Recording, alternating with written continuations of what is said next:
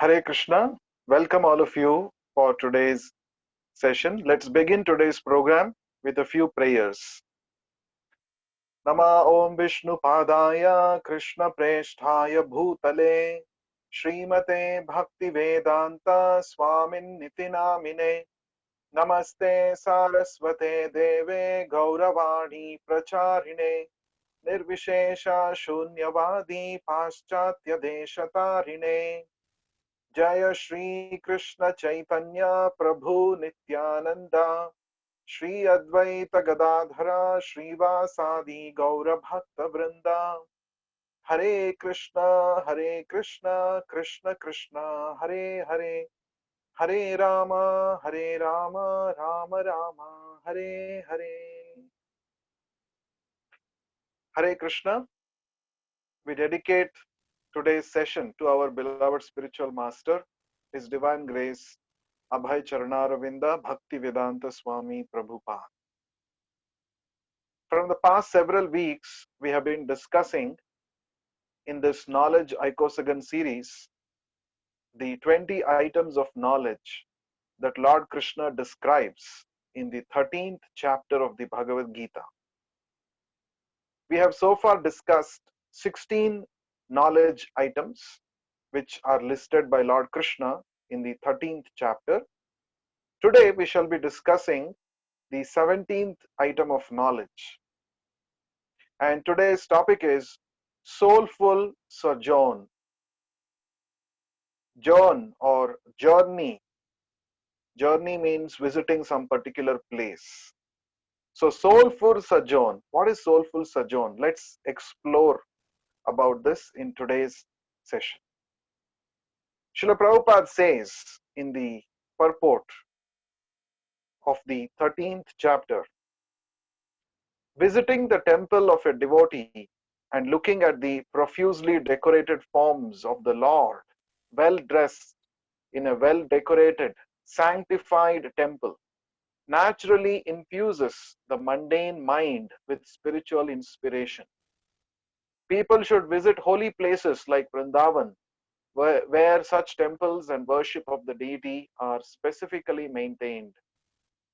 Formerly, all rich men like kings and rich merchants constructed such temples under the direction of expert devotees of the Lord, like the 6 Goswamis. And it is the duty of the common man to take advantage of these temples and festivals observed in the holy places of pilgrimage by following in the footsteps of great devotees. Anubraja. This is from a purport from the second canto of Srimad Bhagavatam. So, the 17th item of knowledge that Lord Krishna mentions is Vivikta Desha Sevitvam, resorting to solitary places. Vivikta means place which is not too busy, not with lot of materialistic people. So, solitary place. And solitary place may be like Himalayas or some forests. Back in the earlier yugas, Satya Yuga or Treta Yuga, people used to go to some forests or to some places like the Himalayas, and they would sit there and perform severe austerities. They would concentrate their mind on the Supreme Lord. They would actually become free from all kinds of responsibilities. Voluntarily, they would take retirement from their work. Even kings, emperors used to do that. Like we know, Bharat Maharaj did that. So Bharat Maharaj, the son of Rishabdeva, so he, towards the end of his life, a major portion of his life, he wanted to spend in the forest. So he gave up kingly responsibilities. He handed over those responsibilities to his sons and brothers, and he went to the forest to do tapasya. So human life is meant for tapasya. And it is not that throughout one's life, one will be engaged only in materialistic activities. That is not the Vedic plan. So it is recommended in the Vedic scriptures that we take out a certain portion of our life visiting some holy places. Now, the solitary places in present age Kali Yuga, it's very difficult to find, and it's not so easy for us to give up all responsibilities and go to some solitary place. But as Srila Prabhupada recommends here, we can instead go to the holy places where the Lord has performed his pastimes. We can visit the temples along with devotees, and this can actually infuse spiritual inspiration in us. So, resorting to such holy places is a symptom of a person in spiritual knowledge. So, when we go to such temples, we get the opportunity to have association of devotees, we get the opportunity to hear more about the Lord, and in this way we can become attached to the Lord. So that is the idea of soulful sojourn, visiting the dham or the holy places in the association of devotees. Let's move forward and explore more about soulful sojourn. I used a word called dham. Dhama is a Sanskrit word for a holy place.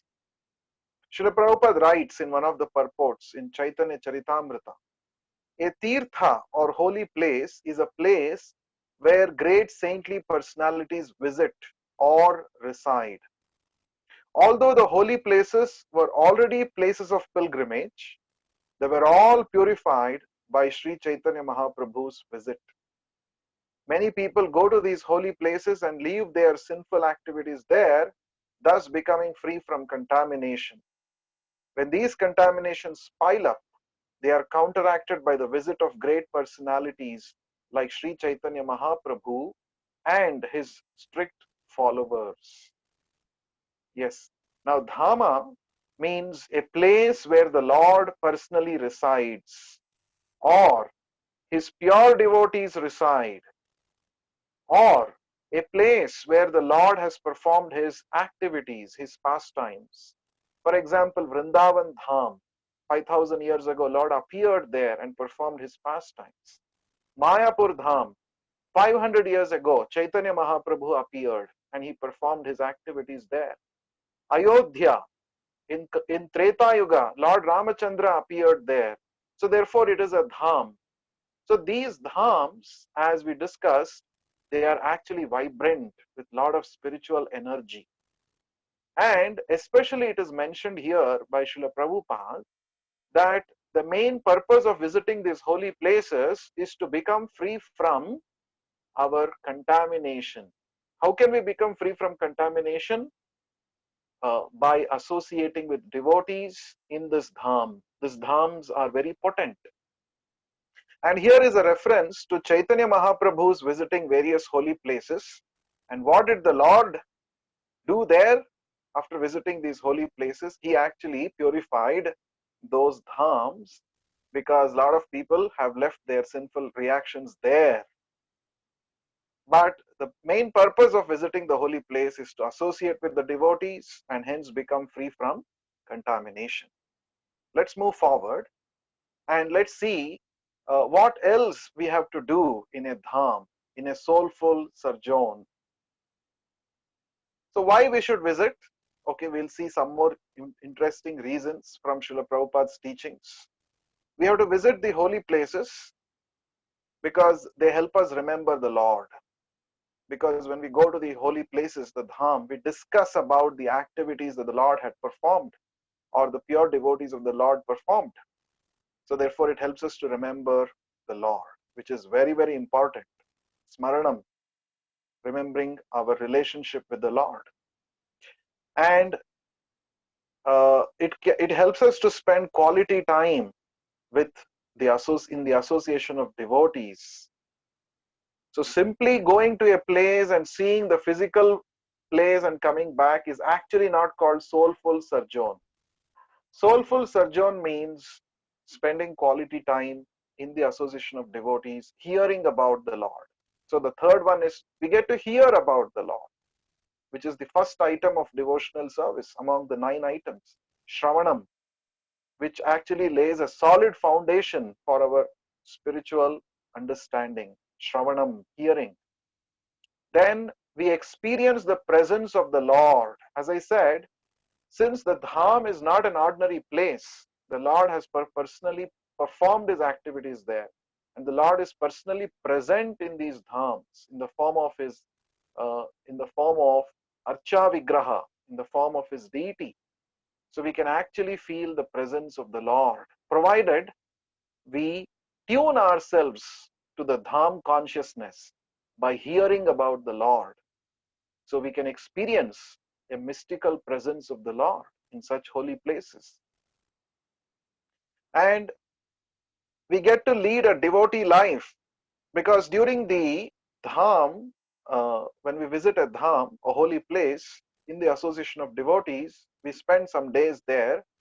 Many of you who have come to us on a folk trip, you might have got an experience of how during the days we are staying in the dham, from morning to evening, we simply engage in Krishna conscious activities. So it gives us a first-hand experience of what it means to lead a devotee's life. And the last one, we get to engage in various senses in practical devotional service. We get to engage in service of the Lord in the dham through hearing, through doing physical services, through performing kirtana, and many such activities. So we get to engage in devotional service very seriously in the association of devotees. So that is the whole point. These are the different reasons why we should visit the holy places or the dhams connected with the Lord. Let's move forward and see certain things that we need to do while we go to a holy place. Srila Prabhupada writes in the purport of Srimad Bhagavatam, first canto, Prabhupada says, the holy places all over the earth are meant for purifying the polluted consciousness of the human being by an atmosphere surcharged with the presence of the Lord's unalloyed devotees.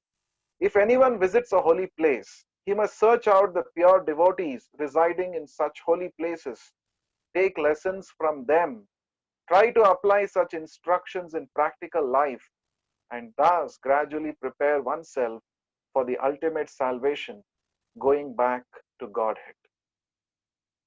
In this picture, you can see Srila Prabhupada sitting in the courtyard of Radha Damodar temple in Vrindavan, besides the Samadhi Mandir of Rupa Goswami, and Srila Prabhupada is giving a lecture on nectar of devotion to all his disciples.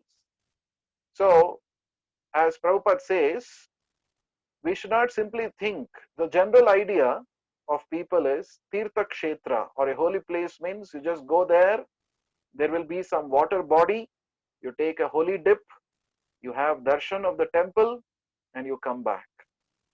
No, that's not the complete process. The main thing that we must do while in a holy place is to take association of devotees. We have to take association of devotees. That means we have to hear about the Lord.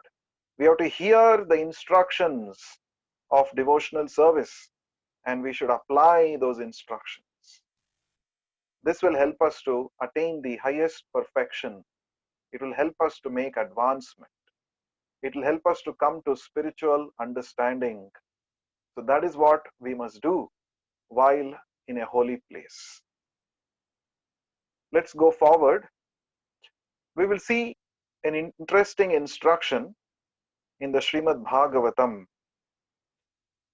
It talks about the importance of association with a pure devotee.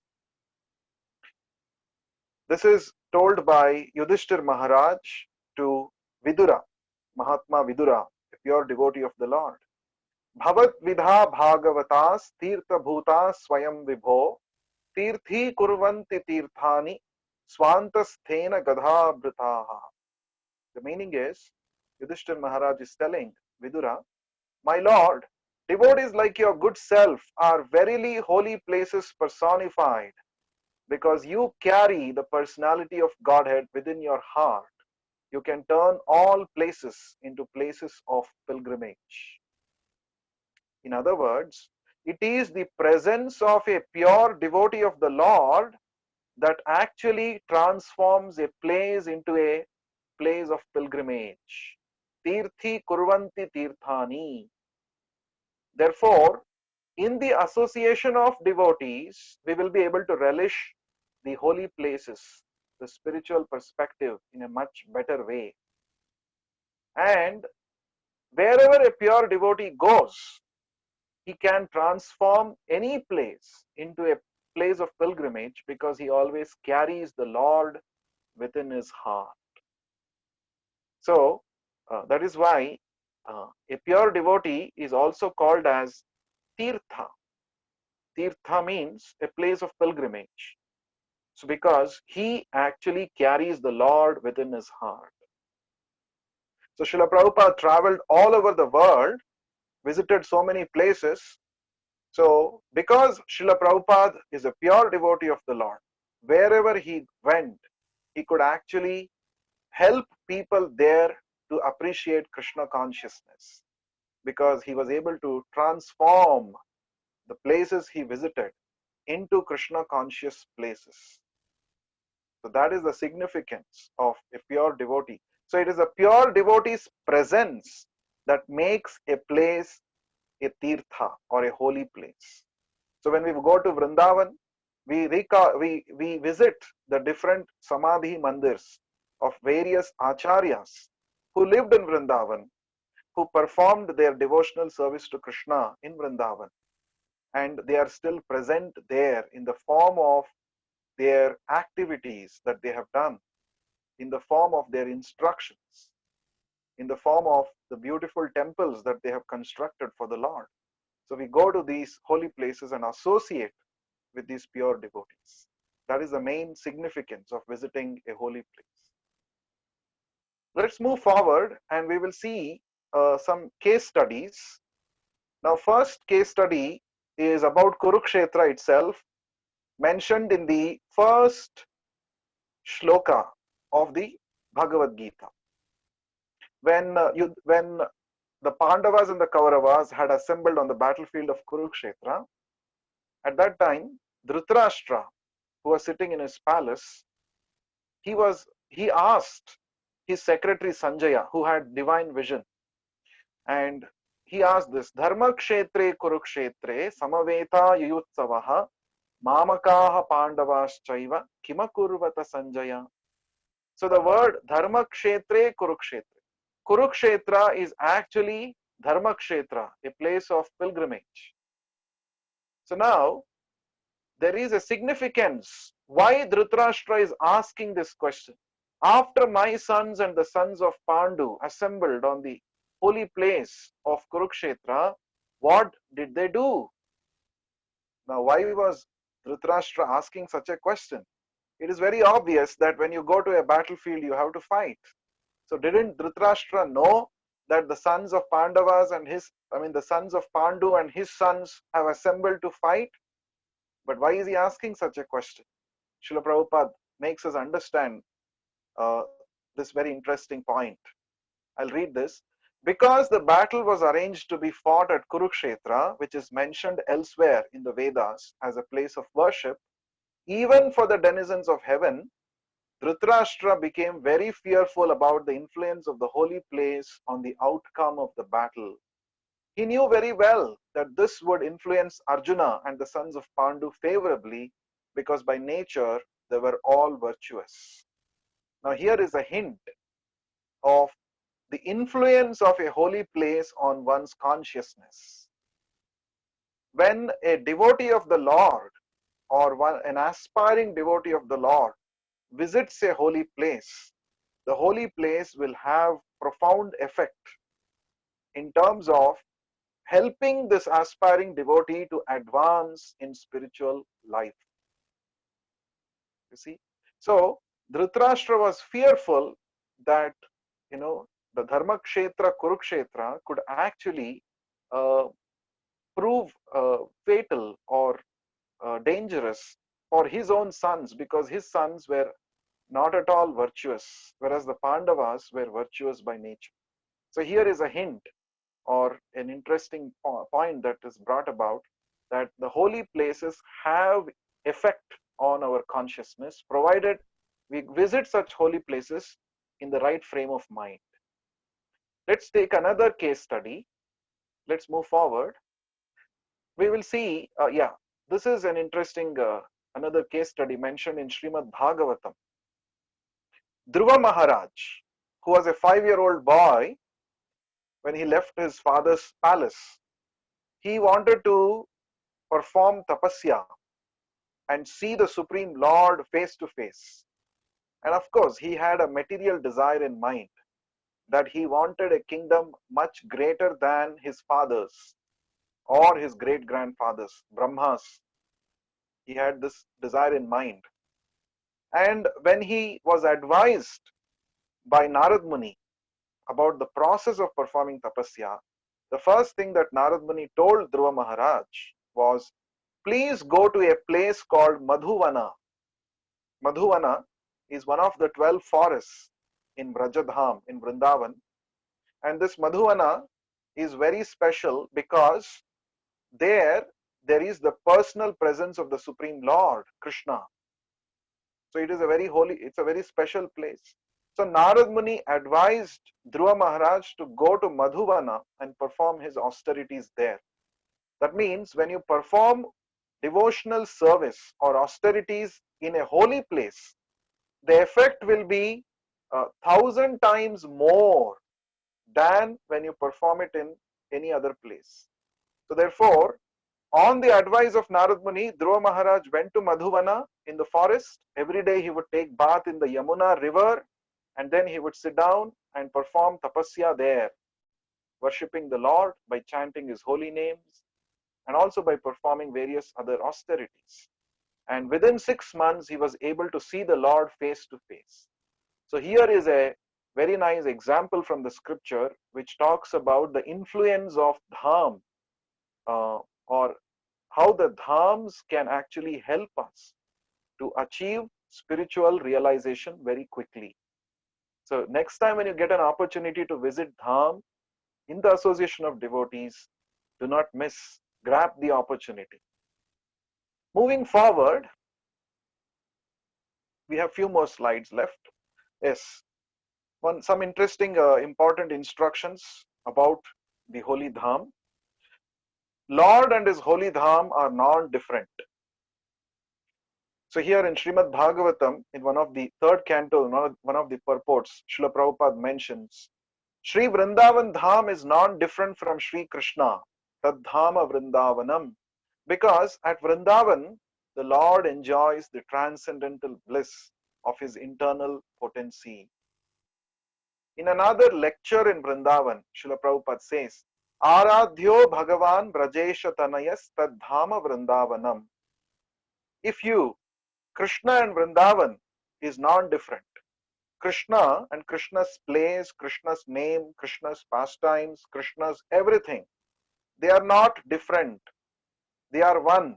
So this is Chaitanya Mahaprabhu's philosophy, that Aradhya Vastu, the worshipable Lord is Krishna, and as he is worshipable, his dham is also worshipable. So this is the Achintya Bheda Abheda philosophy.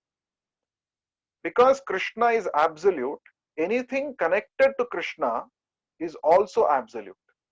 Krishna's name, Krishna's pastimes, Krishna's instructions, Krishna's paraphernalia, Krishna's abode, dham, all of them are non-different from Krishna.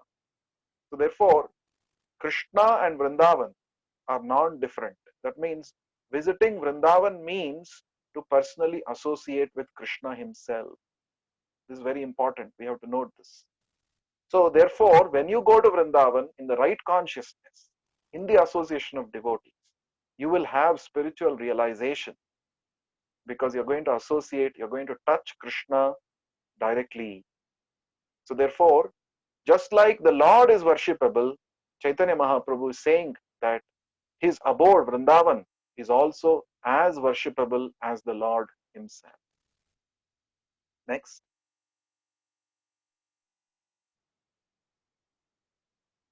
Yes.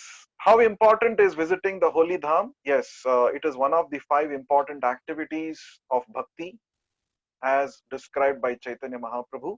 Chaitanya Mahaprabhu says there are 5 most important instruction or 5 most important items of devotional service among the 64. Among the 64, 5 most important. Sadhu Sangha, Nama Kirtana, Bhagavata Shravana, Mathura Vasa, Sri Murtira Shraddhaya Sevana. These are the 5 most important activities of devotional service. So, Sadhu Sangha means association of devotees. Nama Kirtana, chanting the Hare Krishna Mahamantra. Bhagavata Shravana, hearing Srimad Bhagavatam from a pure devotee. Mathura Vasa, residing at Mathura or a holy place. Sri Murtira Shraddhaya Sevana, worshipping the deity with faith and veneration. Deity worship. So, among the 64 items of devotional service mentioned in various scriptures listed by Srila Rupa Goswami in Bhakti Rasamrita Sindhu, these 5 are considered to be most important. So, among these 5, the worship, the visiting of the holy places, the dham, like Vrindavan, Mathura, Ayodhya, etc. They are also very, very important. This visiting the holy place is one of the most important activities of devotional service. If it is done with the right consciousness, it can help us advance quickly in spiritual life. Yes, let's move forward now. So these are the things we discussed about soulful sojourn. So one important thing we should keep in mind is about visiting the holy dham. Visiting the holy dham, whenever we get opportunity, we have to grab the opportunity. Okay, number one. Number two, uh, when we visit the holy dham, do not see the holy dham from a material angle. Say, for example, if you go to Vrindavan, you will see it's a village, right? Forest area and village. So you will see some mud roads, you will see some gutters on the roadsides, some pigs in the gutters. So this is material vision. This is not the way to see Vrindavan or any holy dham. It's not physical seeing. It's actually seeing through hearing. Shrutekshita, as Lord Brahma recommends. That is why whenever we go to holy dham, we go with the devotees and hear about the Lord. If this association of devotees is not there, we only see the physical things and come back. And that's not the real way of associating with the dham. Another important thing that Srila Prabhupada mentions about visiting a dham is, unless we have the Lord's mercy, it is not possible for us to visit his holy dham. That means when you get an opportunity to visit holy dham, it means the Lord is sending his mercy to you. You have to grab the opportunity. Like it is said, without Srimati Radharani's mercy, who is called Vrindavaneshwari, without her mercy, it is not possible for one to enter Vrindavan Dham. Just by booking a train ticket, you cannot go to Vrindavan Dham. That's not the way. You need to have Srimati Radharani's mercy. Then you can actually enter into Vrindavan and you'll be able to appreciate the spiritual beauty of Vrindavan. So these are some of the important things that we should keep in mind about visiting a holy place. So visiting a holy place is one of the 20 items of knowledge that Lord Krishna describes in the 13th chapter of the Bhagavad Gita. So with that, we come to the end of this session. We will take questions after the chanting session. Now we will chant Panchatattva mantra 1 time and Hare Krishna mantra 5 times together. Shri Krishna Chaitanya Prabhu Nityananda Shri Advaita Gadadhara Shrivasadi Gaura Bhakta Vrinda. Hare Krishna Krishna Krishna Hare Hare, Hare Ram, Ram Ram, Hare Hare. Hare Krishna, Krishna Krishna, Hare Hare, Hare Ram, Ram Ram, Hare Hare. Hare Krishna, Krishna Krishna, Hare Hare, Hare Ram, Ram Ram, Hare Hare. Hare Krishna, Krishna Krishna, Hare Hare, Hare Ram, Ram Ram, Hare Hare. Hare Krishna, Krishna Krishna, Hare Hare, Hare Ram, Ram Ram, Hare. So do not miss chanting the Hare Krishna Mahamantra every day. Please do chant. It's the easiest way to connect with Krishna instantly and to make spiritual advancement. We saw the five items of devotional service, most important items, isn't it? Now, among these five, most important is chanting the Hare Krishna Mahamantra for this age, Kali Yuga especially. Even if somebody is not able to physically visit a holy place, if one chants the Hare Krishna Mahamantra wherever he is, sincerely, attentively chant and hear the holy names, one can make rapid advancement in Krishna consciousness or in spiritual life. So please do not neglect this most important thing. Every day, make sure that you chant the Hare Krishna mantra, fixed number of rounds, so that there is a proper advancement. Okay, now some questions. Amrit has posted a question. In the time of lockdown or pandemic, how do we visit the holy places? Good question. Uh, we have had online trips, if you remember, on our folk app, on Zoom. We had a lot of online trips, like we visited Mathura, Vrindavan, we visited Divya Deshams, we visited Ayodhya, and all the pastime places connected with Ramayana, isn't it? You remember when there was lockdown during that time, we visited online. And basically we saw the images, we saw the videos, and we discussed the pastimes, significance of those places. And best thing is chant Hare Krishna mantra, as I said, wherever you are. And that's the best thing to do in to make advancement in spiritual life. As Chaitanya Mahaprabhu says, Nam Nam Akari Bahuda Nija Sarva Shaktihi Tatrarpita Niyamita Smaranena Kalaha. So the Lord very mercifully has invested his energies in his innumerable holy names. And there are no hard and fast rules for chanting these holy names in terms of time, place, and circumstances. Anytime, anywhere, in any circumstance, you can chant the holy names of the Lord and associate with him directly. So therefore, please do chant the holy names of the Lord. You can do it in any circumstance, lockdown or pandemic, any situation. Any questions anyone has? Okay, Sai Kishore's question is, in which yuga Dhruva meditated? Dhruva Maharaj performed his austerities in the Satya Yuga. Now you may ask, oh, then Vrindavan is connected with Lord Krishna in Dwapar Yuga. How is this possible if Dhruva Maharaj appeared before that? Now the understanding is, whenever the Lord comes, the Lord brings his abode, dham, along with him to this material world.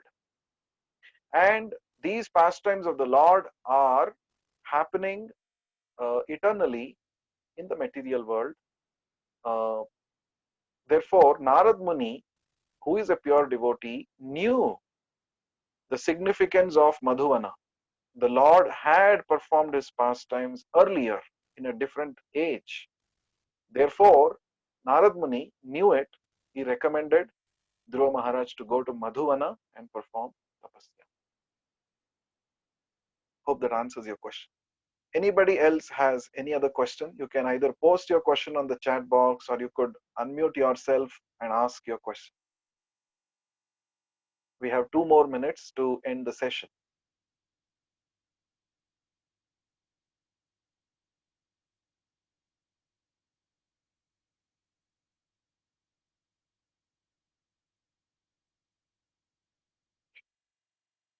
Vikram, people always have sentiment why to worship in temple, for example, Ayodhya. I didn't get your question. Let me see. People always have sentiments. Why do worship in temple, for example, like Ayodhya case? I don't know what you're meaning. If your intention is why go to that specific place only? Because the Lord is everywhere, isn't it? Why to specifically go to a dham or a holy place? It is because uh, just like just like uh, water is everywhere. Water is present around you everywhere in the form of water vapor also. Air also contains water vapor. But if you want to if you want to drink water, you go to a tap or you go to a water body, isn't it? Where you can get water directly. Similarly, even though the Lord is present everywhere in this universe, Lord is specifically present, uh, specially as His mercy in His abode, in His dhams, holy places, where it is easier for us to appreciate and experience the Lord's presence. Because specifically in places like Ayodhya, Vrindavan, Mathura, the Lord appeared and He has performed His pastimes, and many pure devotees, they stayed there and they performed devotional service to the Lord. Therefore, such places are very, very potent, and that is why we have to visit those places. I hope that answers your question, Vikram. Okay, so with that, we come to the end of today's session. It was very nice uh, discussing with all of you about the spiritual abode, the dham, the holy places. Thank you so much for being part of today's session. Hare Krishna. Hare Krishna.